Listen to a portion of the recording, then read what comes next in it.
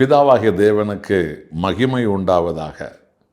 சர்வ வல்லமை உள்ள ஆண்டவராய் இயேசுவுக்கு மகத்துவம், புகழும், துதியும், ஆராதனைகளும் ஏறெடுக்கப்படுவதாக.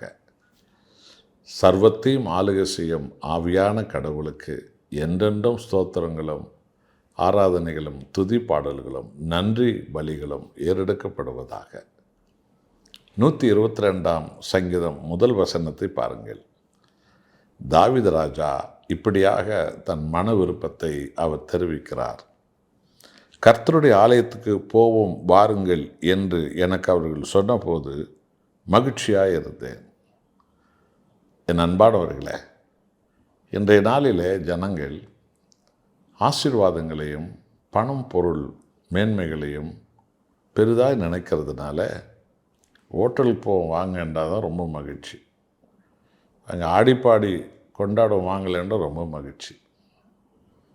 சினிமாவுக்கு போவோம், சீரியல் பார்க்க போன்றால் ரொம்ப மகிழ்ச்சி. அந்த இடத்துல பல பேரை பற்றி உட்கார்ந்து கொஞ்சம் பேசுவோன்ற சொன்னால் ரொம்ப மகிழ்ச்சி.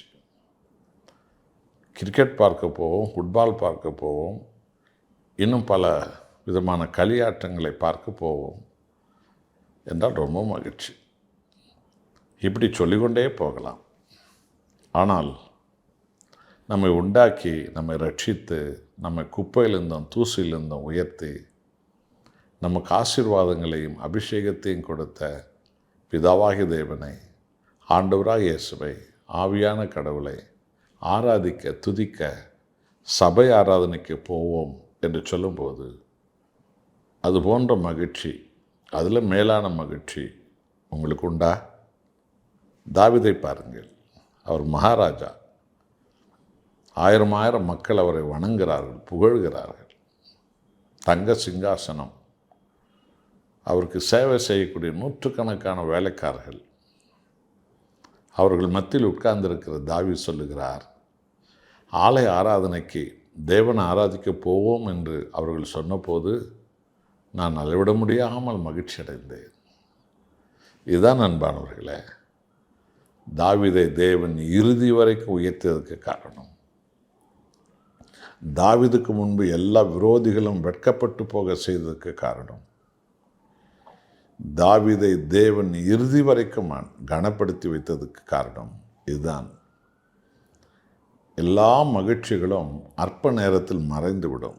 பணம் இருந்தால் தான் மகிழ்ச்சி, காசு இருந்தால் தான் அங்கே போவோம், இங்கே போவோம், அங்கே ஓடுவோம், இங்கே ஓடுவோம், அந்த ஆட்டம் ஆடுவோம், இந்த ஆட்டம் ஆடுவோம் என்றெல்லாம் இருப்பது. இல்லாமல் போனால் யாராவது உங்களை தேடி வருகிறது உண்டா?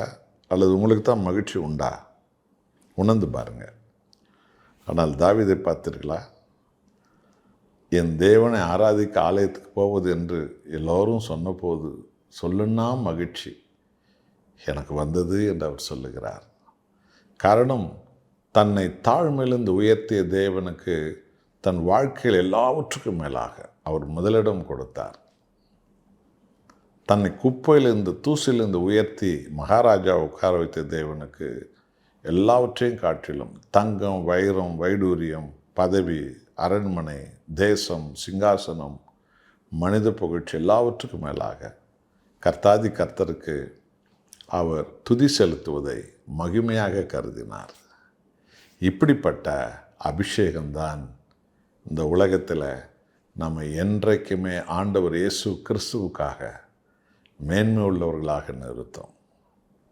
இன்றைய காலத்தில் அநேக வாலிப பிள்ளைகளிடத்தில் வசதி, வாய்ப்புகள், பணம் ஆயிரமா லட்சமாக அவர்கள் கையில் பொருளுகிறதுனால எங்கெல்லாம் போவதுக்கு மகிழ்ச்சி காட்டுகிற எவ்வளோ பிள்ளைகள் சபை ஆராதனைக்கு போவோம் என்று சொல்லும்போது மாத்திரம் கொஞ்சம் பின் வாங்குவார்கள்.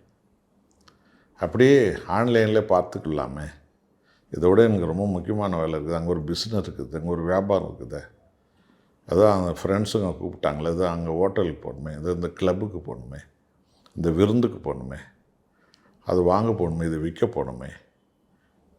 ஆமாம் நண்பானவர்களே, ஆனால் முடிவு வேதனையும் நஷ்டங்களும் கஷ்டங்களும் அவமானங்களும் தான். என்னை கனம் பண்ணுகிறவனை நான் கனம் பண்ணுவேன் என்றார் கர்த்தராகிய தேவன். 1 சாமுவேல் 3ஆம் அதிகாரம் 30வது வசனத்தில், என்னை அசட்டை பண்ணுகிறவர்கள் கனஈனப்படுத்தப்படுவார்கள். ஆகவே இந்த புது வருஷத்தில் இந்த 2ஆம் மாதத்தின் 2ஆம் ஞாயிற்றுக்கிழமை இன்றைக்கு ஒரு தீர்மானம் எடுங்க. என்னை குப்பையிலிருந்து உயர்த்திய தேவனுக்கு, அவரை ஆராதிக்க நான் முதலாவது ஓடுவேன், அவருக்கு முதலிடம் தருவேன், வேதத்தை படிக்க முதலிடம், ஜெபிக்க முதலிடம், அவருக்கு நன்றி சொல்ல முதலிடம், சபை ஐக்கியத்தில் நான் என்றைக்குமாய் ஆனந்த பலிகளை இடுவேன், நான் எல்லாவற்றுக்கும் மேலாக மகிழ்ச்சி உச்சத்தில் இருப்பேன் என்றால் என் கர்த்தரை அப்பா என்று அழைக்கிறேனே, அவர் செய்த நன்மைகளுக்கு நன்றி சொல்லி நான் நிர்மூலமாகாது இருக்கிறது அவருடைய மகாபெரிய கிருபை அல்லவா. ஆகவே ஆண்டவராகிய இயேசுவை ஆராதிக்க ஆலயத்துக்கு போகிறோம் என்று சொல்லும்போது தாவீதைப் போலவே நானும் அகமகிழ்வேன் என்று நாம் சொல்லுவது தான் நன்றி பலியின் அடையாளம்.